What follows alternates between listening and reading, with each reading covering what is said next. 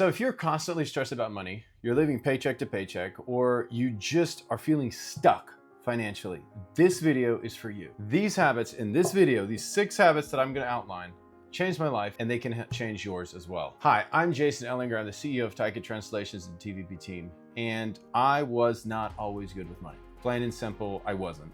In fact, I made every possible mistake that you can think of. I even, at one dark time in my history, had a credit card. No longer. But what defines you is not what you have done. What defines you is where you're going and what you're going to do to get there. And so you don't let all that stuff back there, that history, that big pile of mess that you've done, determine what your future is going to look like. But you can implement very simple, practical steps forwards that will cause you to prosper like you would never imagine. And more importantly, they help you to weather the storms of life, because every family, every individual for that matter, in any 5-year period of time, they have a major backwards financial situation. It's going to happen anyways. And I'm not trying to be doom and gloom here, but your grandmother said, have a rainy day fund, because she knew that one day it was going to rain, right? Your grandpa, maybe, if your grandmother wasn't around, whoever it was, they said, have a rainy day fund because one day it's going to rain. So you better be prepared for that. So, all right, let's talk about the 6 very important items that must be in your financial life if you want to break through that frustration cycle of lack, fear, and an inability to get ahead. Number 1, know where your money goes. Everything you spend should be tracked. In some way, it's at the very beginning, you track everything, like every expense possible. As you progress, you are able to put more of your items into separate buckets because you know how much you spend in each area and you have greater control. But at the beginning, you have no control over anything, so you have to track everything. So track everything and put it on a budget. The point is, you can't manage what you don't measure. And if you're not measuring your most valuable wealth building tool, which is your income, at a very minute level, then you're not able to win. The first habit that I had, that my wife and I put in place to manage to get out of that cycle of not having enough, is write down every single thing we spent. And in those days, we had an Excel spreadsheet where we just had all of our expenses listed and everything we purchased. And we was like, this is what we purchased, and this is exactly how much money we're planning to spend on it, and this is how much money we spent on it. And the goal was always like, okay, can we possibly spend less in that category so that at the end of the month we have a little bit of margin? And that was like a game my wife and I played. My wife and I played at the very beginning, so that we were like, okay, we want to go on that trip to wherever, to Europe. Okay, so how can we spend less in these categories so that we can go do that?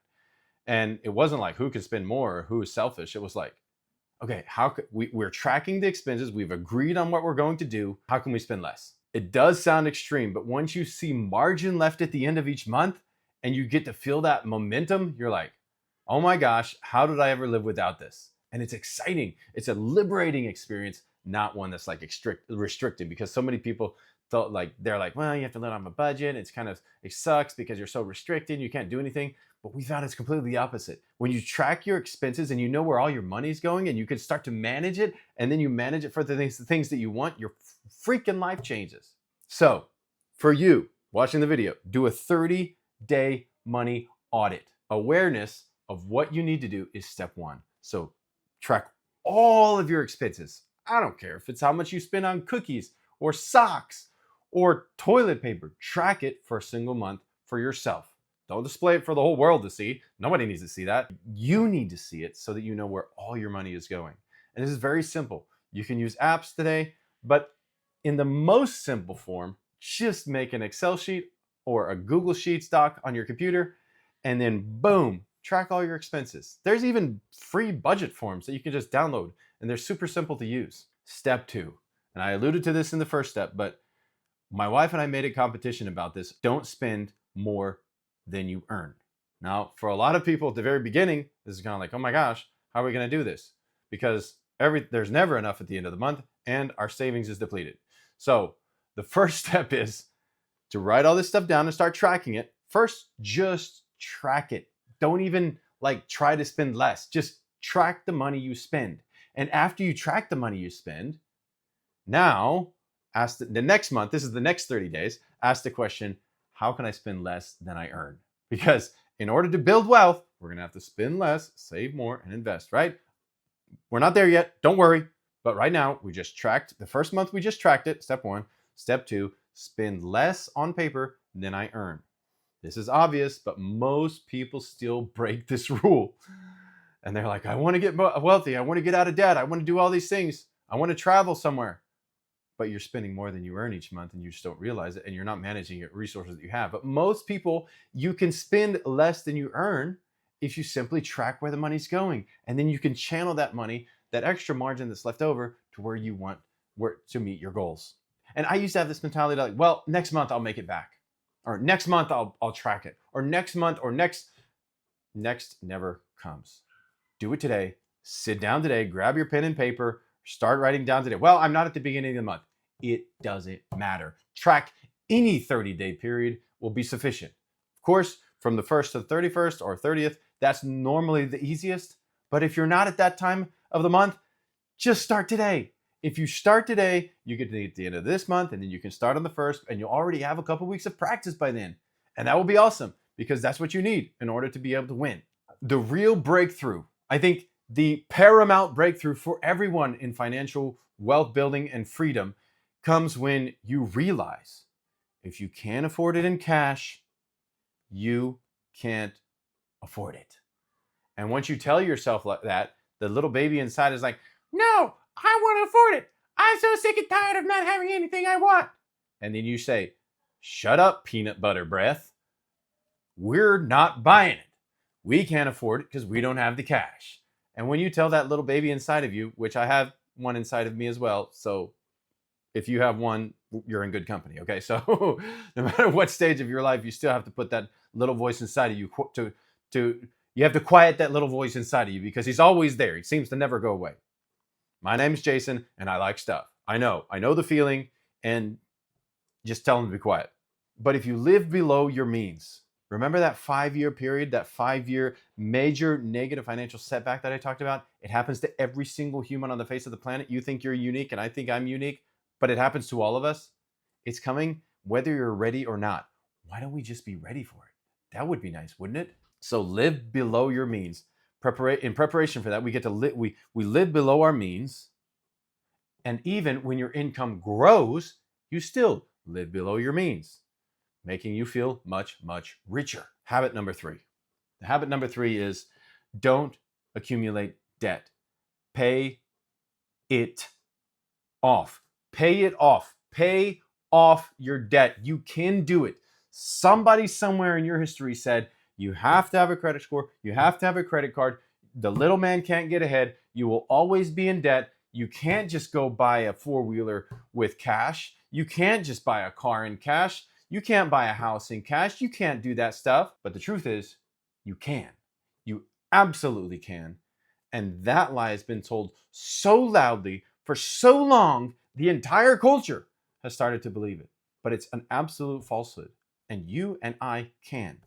Well, I do. I know you can, because I've done it, and I do it. Like, one of my literal next goals is to purchase another house in cash, 0 debt. So you can do it too. Debt is a silent wealth killer. It steals your ability to win.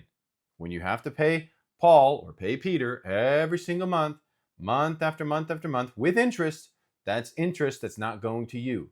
Just plain and simple. I don't want to get any philosophical conversations about investing. If you don't have to pay somebody else interest, that means you get to keep the interest, right?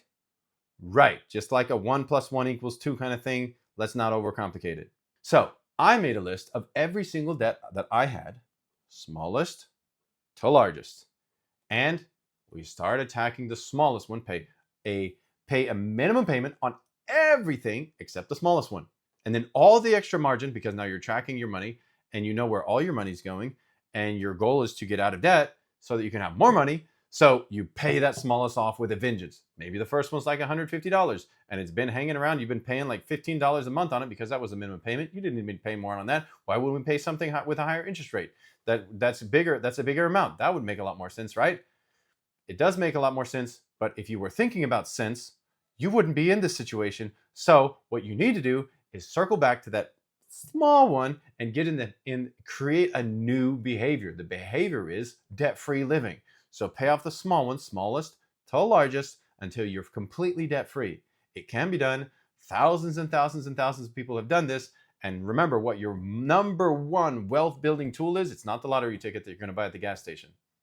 It's not an inheritance that hopefully a relative that you might not even know about somehow gives you. It's you and your wealth building tool, which is your income. That is your number one wealth building tool. And when you have complete control over that and you have margin left at the end of each month, you have the ability to prosper. Now, the last takeaway from number 3 is eliminate consumer debt very, very fast. As fast as you possibly can, and you can get out of all your consumer debt. Wouldn't it be amazing if you had zero consumer debt? You can do this. I mean, I know because I've done it. That's how I live. Number 4, build an emergency fund. Build an emergency fund. First emergency fund is $1,000. You're like, that's not even an emergency fund. I can't even pay my rent with that money.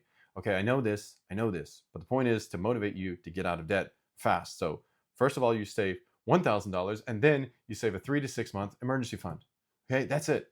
Save a 3 to 6 month emergency fund, then you have a pile of money in the bank. I know this takes time. It takes about 18 months from start to get to this point, but you can do it. I believe in you. You can do it. This is the best time. Like, remember that story? When was the best time to plant a tree? Well, it was like 45 years ago. When's the next best time? Right freaking now. So this is your moment. Right freaking now. This is the best time. So life is unpredictable. Your car's going to break down. A client's going to pay you late. If you're a small business and you own your own business, you're going to get stuck with something, a medical expense. I don't know. Some people say, I had an unexpected pregnancy. You're like, how was unexpected? Were you not there when this thing came to be? Anyways, that's not always funny one for me. Anyhow, it costs money. Life costs money. Unexpected things happen. Have an emergency fund for those unexpected things. It's gonna happen. Like your grandmother said, it's gonna rain. Have a rainy day fund. Just makes common sense. Common sense kind of goes together, right? Don't let emergencies become disasters in your life. That's the takeaway from this. The takeaway from point number 4 is do not let emergencies become disasters, because they become incredible, horrible disasters in your life if you don't have a plan and you don't have an emergency fund for them. So prepare in advance that there's going to be an emergency. And when an emergency happens, you know what really happens? You're like, well, because I'm so good at managing my money by now and I actually have an emergency fund, it's kind of not sort of such an emergency. And I really don't want to take the money out of my emergency fund. I can just kind of sort of get through it. You know, $5,000. I can kind of work it out over the next couple months as I work through things. Yeah, because now you're really good at managing your biggest wealth building tool, which is your income. And you can prosper now, even in adverse conditions. And that's the most beautiful part of this. At some point, there's going to be an adverse condition. Your neighbor's going to set the barbecue pit on fire and it's going to burn down your terrace. Oh my gosh. I don't know. Something bad's going to happen. The back fence that you didn't think about rotted out the bottom of it. And now you have to replace all the posts and your neighbor's only going to pay for half. And now you have to pay for it. You know, like all that kind of stuff that you just don't even think about. It happens. And what are you going to do? You have the emergency fund. You make sure that you are prepared in advance for any of those types of things to happen. All right. Step number 5. This is something that some people don't really think about. Like when they look at their life, they're like, well, I have this much time and I go do this job and I can save this much money from my income. But like, guys, look, there are infinite scenarios in how you can live. You can live in any imaginable scenario. So think about starting a side hustle. There's people that make a couple $1,000s a month simply doing a side hustle. You're like, a couple $1,000s a month? That's like half my salary or a quarter of my salary. Well, start a side hustle. There's plenty of them. And what is it? What can a side hustle be? I don't know. I used to mow grass.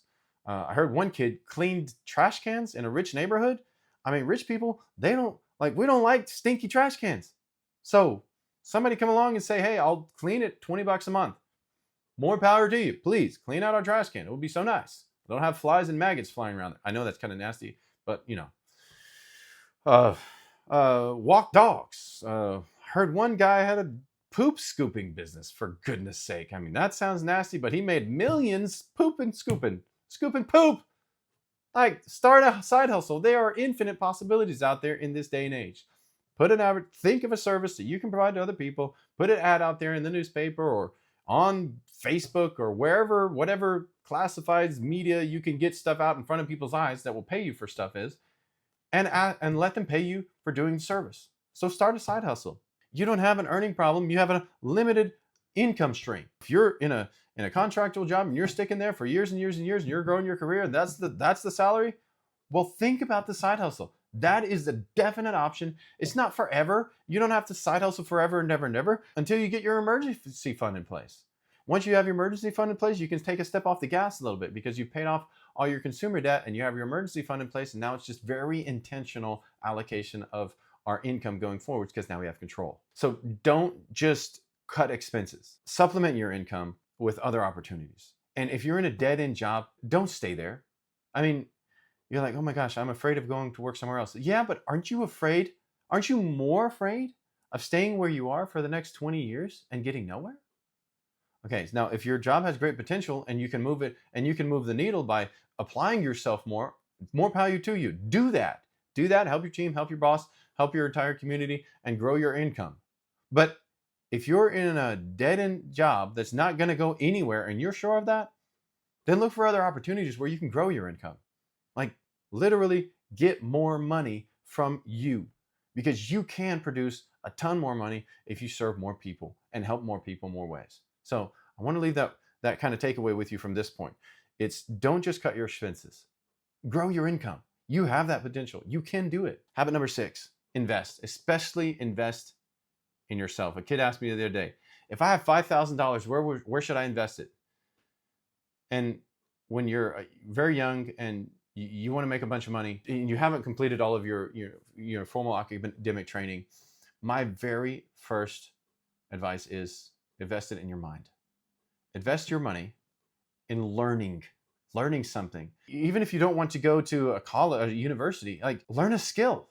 Like there's so many government programs out there that you can go and apply for in America today that we can go and apply for and become something and do some kind of trade that creates an incredible amount of income. Welders make incredible income. Airplane mechanic makes an incredible income. Some kind of entrepreneurial service that makes an incredible income for you. Like invest the money in yourself. So you do get to a point as you're growing your income and as you're saving and as you have your emergency fund to where you can start investing. Investing comes in different ways at different times of our lives. You can invest in mentors. You can invest in books. You can invest in, especially if you don't have a lot of money to invest, you can invest in stocks or real estate or REITs. If you follow these steps, these 6 steps, if you follow them, you're going to get to a point in your life you'll actually have margin to invest. So when you do, invest. Don't waste the money. Don't just stockpile it. And if you're afraid to invest, learn about investing. Learn about the history of investments in the United States for the last 100 years and find out what the market does. And once you have more of knowledge, more of a base of knowledge about all the things that are going on in the market today, you'll have much more confidence in going out there and investing in something meaningful. Now, we don't speculate in things that don't have a long track record. You're looking for something to 50 to 80 year track record that's really a solid investment, especially if you're starting out and you're a little scared and you have this pile of money and you're like, well, I got this pile of money. It was really hard to get this pile of money. We're not talking about investing in the emergency fund, by the way. The emergency fund is a completely separate pile of money. But you have this other pile of money that now that you have margin, you have some control in your life, you're able to invest. And you take that and you start consistently investing month after month after month. Did you know if you invest like $200 a month from age 20 to age 65, you will be a millionaire? Like, what? You can do that? Yes, you can absolutely do that. You invest $200 a month. If you start right now, you're 20. You start right now and you have zero, one big fat zero in your bank account. And you get paid a monthly salary. And you could create $200 of margin. $200 of margin. That's stop eating pizza 3 times a month and stop going to Starbucks. And you probably even lose some of the weight you wanted to lose. You will have $2.1 million. $2.1 million. $2,100,000. If you invest $200 a month at a 10% growth rate of return from age 20 to 65. And you think you have an excuse for retiring broke? Don't. You have no excuse. Guys, that almost makes my heart hurt. Like, please start this process today, because you will be a millionaire simply by starting the stuff that I just talked about in this video. If you want to be a multimillionaire by the time you're 65 and you're 20 years old today, invest $200 a month in the S&P 500, and you'll probably be close to $2 million by the time you're 65. $200 a month. You don't have to make a $100,000 investment today. $200 a month, but every month from now until you hit 65. I think you can retire in $2,100,000. Pretty sure you can retire on that, because what is that? If you continue to make a 10% rate of return, how much do you make per year? Oh, sounds like $200,000 per year. If you invested $200 until you were 65 and you were able to make a $200,000 per month per year income, I think you can survive, right? Like, my grandfather spent like $1,500 a month. Okay, granted that was like 25 years ago, but anyways, he spent like $1,500 a month.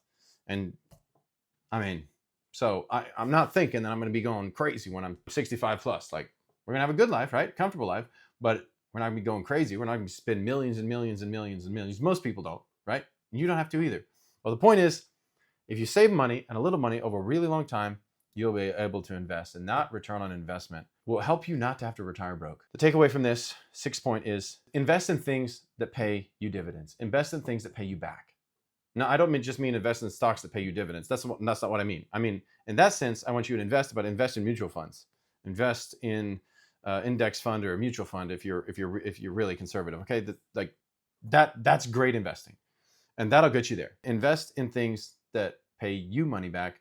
Don't give other people your money as you're growing your wealth, because if financially and mentally invest, and that pays dividends, well, your income will grow and your ability to invest will grow. That's what we're after, because that creates an amazing future. That's what we're trying to create. All right, so these habits, they don't just make you wealthier, they also made you wiser. So if you apply them, if you take these and apply them today, you'll become wealthier and wiser. And if you're serious about taking control of your finances, you don't need to be perfect. Like, 80% will do it. You just need to be consistent. If this helped you in any way, or might help somebody that you know, please share it with them. Hit subscribe, like this video, and drop me a comment below to tell me what the biggest challenge it is that you face in managing your finances today. I'm just sharing the stuff that actually works. No hype, no fluff. If you want to build a better life and have more money, 6 steps, and it'll get you there over time.